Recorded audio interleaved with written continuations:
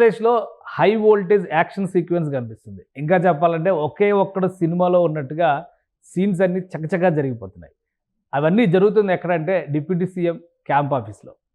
పవన్ కళ్యాణ్ బాధ్యతలు చేపట్టిన నాటి నుంచి ఒక్క క్షణం కూడా తీరిక లేదు. అధికారిక కార్యకలాపాలు ఒకవైపు, మరోవైపు అతిథుల ఆగమనంతో బిజీ.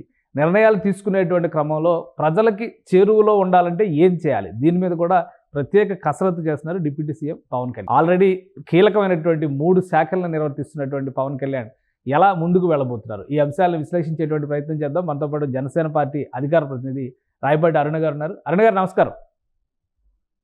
నమస్తే అండి.